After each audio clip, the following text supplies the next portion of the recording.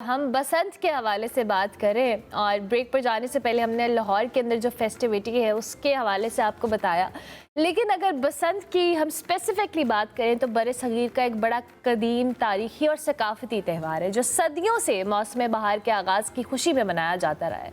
लफ्ज़ बसंत खुद बहार की समा नुमाइंदगी करता है जो ज़िंदगी, खुशहाली, नए आगाज़ का पैगाम देता है। तारीखी तौर पर जी बसंत की जड़ें बरसगीर की ज़रई और मौसमी रवायत से जुड़ी हुई हैं और पंजाब में जहाँ ज़मीन और फसलों जिनकी ज़िंदगी का मरकज़ कंसिडर किया जाता रहा है, बसंत को हमेशा एक खुशाइन तब्दीली के तौर पे देखा जाता था।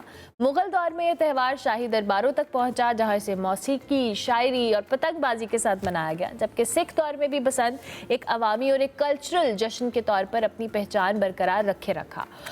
सकाफती एतबार से जी बसंत ने वक्त के साथ साथ पंजाबी तहजीब की शनाख्त अख्तियार की। पीले रंग के लिबास हों, छतों पर पतंगे हों, ढोल की थाप पर भंगड़े हों, लोकगीत हों, इज्तिमाई जो फेस्टिविटी का आलम है, ये सब बसंत के वो रंग हैं जो लोगों को एक दूसरे के संभाव करीब भी लाते हैं। और सिर्फ तफरी नहीं है बल्कि सोशल गैदरिंग्स हो, सकाफती कंसिस्टेंसी हो या मुश्तरका खुशी की अलामत भी रहा है। आज हम बसंत की तारीखी अहमियत, इसके कल्चरल एस्पेक्ट्स और दीगर चीज़ों के हवाले से बात करेंगे। डॉक्टर खालिद जावेद जान हमारे साथ मौजूद हैं, शायर हैं, अदीब हैं, डॉक्यूमेंट्री फिल्म मेकर हैं। अस्सलाम वालेकुम सर। जी, कैसे हैं आप? खैरियत से हैं? थैंक यू वेरी मच कि आप तशरीफ़ लाए। आपकी मेहरबानी, आप लोगों ने बुलाया और ख़ास तौर पे बसंत के हवाले से 18 साल के बाद सर ये हम फेस्टिवल सेलिब्रेट करने जा रहे हैं। मैं पहले तो आपसे जानना चाहूँगी कि ये सोशल मीडिया के दौर के दौरान ये पहली बसंत है जो बहुत सारे लोग पहली दफ़ा एक्सपीरियंस करेंगे। जी हाँ, ये एक नई नस्ल के लिए डेफिनेटली एक नई चीज़ है, लेकिन हमारी नस्ल के लोग जो हैं, हमारे टाइम पे तो चंद गिने चुने त्यौहार थे जिनमें एक बसंत भी था।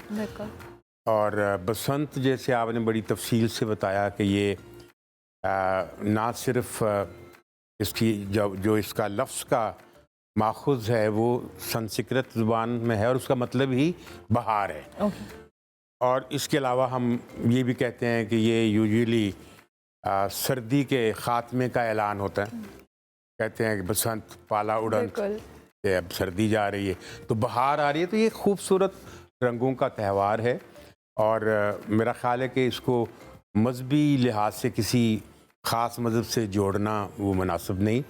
ये एक कल्चरल त्यौहार है और सबसे बड़ी बात जो इसके अंदर है वो ये है कि इसमें आसमान जो है ये आसमान को रंगीन कर देता है। बिल्कुल। बाकी के त्यौहार तो आमतौर पर ज़मीन के अंदर ही खुशियाँ बखेरते हैं, लेकिन ये वाहिद त्यौहार है कि जिसकी खूबसूरती आसमान में होती है।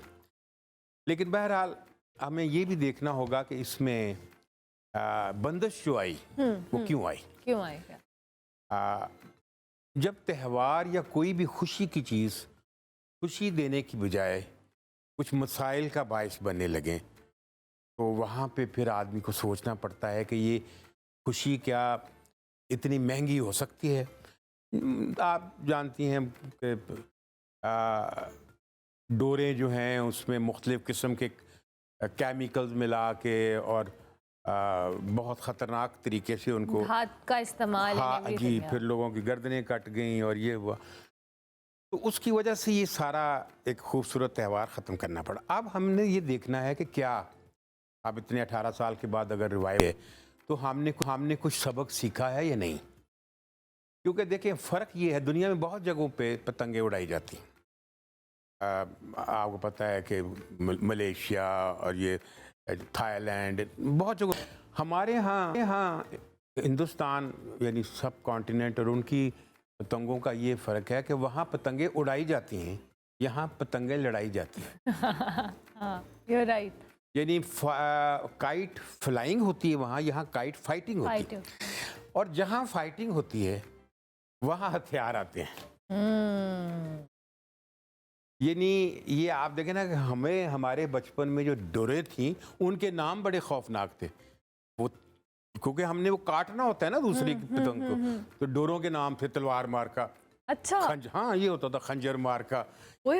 अच्छा, इतने खतरनाक नाम थे। हाँ, अच्छा, अब हमारी चूंकि अभी रिवाइवल होगा और वही होगा वो काटा वाला, मुझे डर है कि हुकूमत ने तो बहुत कोशिश की है कि आप ये ना करें वो ना करें, लेकिन मांझा तो लग रहा है।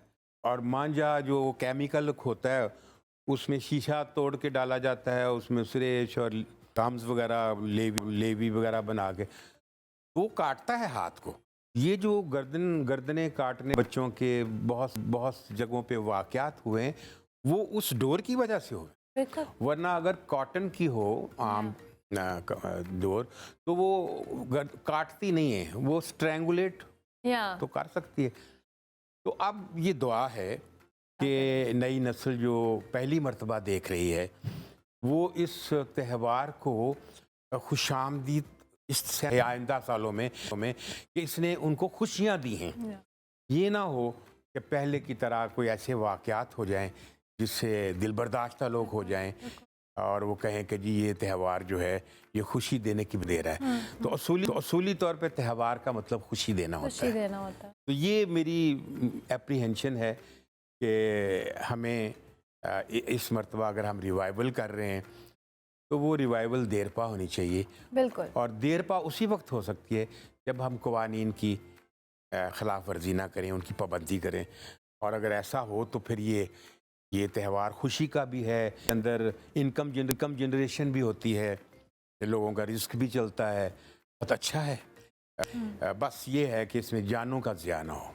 बिल्कुल, वी ऑल विश, और यही दुआ है हम सबकी। डॉक्टर साहब आपने भी बात की कि ये आपने तो वो उस टाइम पे ये फेस्टिवल आप लोगों ने एक्सपीरियंस किया है जब ये अपने पीक पे होता था, और इसकी बाकायदा तैयारी, इसका सिर्फ कल्चर के साथ नहीं, एक बहुत बड़ी पैमाने पे लोगों की रोज़गार भी इससे जुड़ी थी। और ये मैं पहले भी 1-2 दिन से बात कर रही हूँ कि समहाउ इस हमारी जो लोकल इकोनॉमी है उसको बड़ा सपोर्ट किया है माजी के अंदर। लोगों को अनफॉर्चुनेटली इसके बैन के बाद अपने कारोबार स्विच करने पड़े, मुख्तलिफ चीज़ों की तरफ जाना पड़ा। ये लोगों के वैसे भी फाइनेंसेस और इकोनॉमी के साथ भी समहाउ जुड़ा है। ये भी फैक्टर है कि अगर हम इसको कंसिस्टेंटली आगे लेके चलते हैं तो ये उसमें भी समहाउ हेल्प करेगा। जी हाँ, डेफिनेटली। अभी मैं पढ़ रहा था कि ये 2-4 दिनों के अंदर अरबों की एक्टिविटीज़ जो हैं वो हुई हैं, इकोनॉमिक एक्टिविटी। तो डेफिनेटली इससे बहुत से मतलब अलाइड चीज़ें बहुत सी हैं। मसलन आप गुड्डी डोर के अलावा जब लोग इकट्ठे होते हैं, बिजनेसेस हैं, आपकी छतें हैं, कपड़े हैं, ख्वातीन जो हैं और नौजवान जो हैं वो ख़ास रंगों के कपड़े पहनते हैं। तो एक पूरी एक्टिविटी और उसके साथ अलाइड बहुत सारी चीज़ें वो जारी होती हैं। बस यही है, दुआ यही करनी चाहिए कि ये हमें पॉजिटिविटी की तरफ लेकर जाए, कोई ऐसा हादसा ना हो जिससे फिर बदमज़गी पैदा हो जाए। बिल्कुल ठीक है। अच्छा डॉक्टर साहब, आपकी क्या यादें हैं बसंत से? आपने कैसे सेलिब्रेट की हुई है, और अब आपने कोई प्लान किया है कि आपने ऐसे सेलिब्रेट करनी है? मेरी बहुत सी यादें हैं, इसलिए मैं ज़रूर चाहूँगी आप प्लीज़ शेयर करें। मुझे बहुत शौक था। उस ज़माने में 2-4 त्यौहार होते थे जब हम बच्चे थे या नौजवान थे। टीवी वगैरह तो इतना होता नहीं था। तो मुझे याद है कि मैंने भी छलांग लगाई हुई है गुड्डी को पकड़ने के लिए। हमारे घरों में ममटियाँ उसको कहते हैं, ममटियाँ होती थी, यानी वो स्टेयर केस, वो सबसे ऊंची जगह होती थी। तो वहीं चढ़ के हम पतंगे उड़ाया करते थे। तो वो मुझे याद है अभी तक कि वो मैं यानी उड़ा रहा था तो कटी हुई कोई पतंग वो पास से गुजरी, उसकी डोर, तो उस वक्त सिर्फ नजर आपकी होती है गुड्डी पे और डोर पे, पकड़ ले। हाँ, वो मैंने छलांग लगाई तो उसको पकड़ने के लिए वो मेरे हाथों आ गई, लेकिन मैं सीधा नीचे वो छत पे गिरा। तो 2-3 महीने मुझे फिर आई एम श्योर ये खतरनाक काम है। हाँ, उस वक्त भी था। हाँ। यानी ये अंदाजा लगाएं कि हम बच्चे जब थे तो हम जा रहे होते थे तो बाजार में, तो आंखें हमारी आसमान की तरफ होती थी। बिल्कुल। तो वो ये आमतौर पे लोग कहा करते, उस ज़माने में चूँकि इतनी ट्रैफिक नहीं होती थी, ट्रैफिक ज़्यादातर साइकिल होते थे, तो वो साइकिल वाले कहते थे भाई तुम घर से आए हुए हो तो आंखें तो आसमान से उठाओ, अभी क्यों मरने लगे हो नीचे आके। अब चूँकि ज़्यादा ट्रैफिक है, कैफियत वही है कि जब आप अगर इसको, क्योंकि हमारे टाइम पे ये नहीं था कि सिर्फ बसंत का दिन होता था, सर्दियां शुरू होते ही पतंगें और गुड़ियाँ उड़नी शुरू हो जाती थी। बसंत फिर बाद में यानी फरवरी में आती थी। अभी तो इन्होंने सिर्फ ये 3 दिन के लिए खोला है ना, तो हमारे टाइम पे तो मतलब, और हम फिर ये गुड्डियाँ लूटने का जो कॉन्सेप्ट है ना, ये भी वायलेंस पे आते थे, और ये प्रॉपर इसके लिए लोग रखे होते थे लोगों ने। लोग के अलावा वो ढांगे थे उसके झाड़ियाँ लगा के ऐसे करके ना, फिर ख़ास तौर पे कुछ डोरे ऐसी होती थी मोटी, तंदियाँ उनको कहते थे, तो वो उड़ाई जाती थी वो गुड्डी चिमोड़ने के लिए, यानी जो दूसरी कटी होती थी ना उसको चिमटाने के लिए कि ये इसके साथ लग जाएगी, फिर उसको उतार लेंगे। तो वो एक पूरा एक प्रोसेस है, वो बड़ा मज़े का होता था, लेकिन उसमें नुकसान होता था। मुझे याद पड़ता है कि बहुत सारे बच्चे छतों से गिरते थे और ज़ख्मी भी होते थे, और ज़ाहिर है जानी नुकसान भी होता था। तो ये एक रिस्क हमेशा से रहा है, क्योंकि ये उस ज़माने में छतों पे बनाई जाती थी, घरों पे बनाई जाती थी, तो गिरने का इम्कान ज़्यादा था। तो मेरा ख्याल है थोड़ी सी मॉडिफिकेशन सोचनी चाहिए कि जिससे ज़रा ज़्यादा सेफ हो जाए। एक तो ये डोर का जो सिलसिला है, और ये पतंग को काटने का, जब तक ये पतंग को काटने का सिलसिला बाकी है तो केमिकल वाली डोरे भी बनेंगी। हाँ, ये जो पेचे लगाने का कॉन्सेप्ट है ना, ये काटना है ना आपने, काटना है, और ये बकायदा तौर पे मुकाबले हुआ करते थे। काइट फाइटिंग है, ये काइट फ्लाइंग नहीं है। हाँ, ये फाइटिंग है। तो फाइटिंग में फिर हथियार इस्तेमाल होते हैं। तो हमारे टाइम पे भी होता था, और हमारे घर वाले बच्चों को इसलिए मना करते थे कि उनको डर लगा रहता था कि कहीं ये कोई हादसा ना हो जाए, कोई गिर ना जाए। बिल्कुल। इन द एंड डॉक्टर साहब आप आए हैं, मैं बसंत के हवाले से तो स्पेसिफिकली आपसे रिक्वेस्ट नहीं करूंगी, अगर आप सुनाना चाहें totally up to you, anything, कुछ हमारे देखने वालों के लिए आप कोई चीज़ अगर सुना दें तो। पहले मैं एक मेरी एक नज़्म है बड़ी मशहूर, मैं बागी हूँ, उसके 2-4 ज़रूर।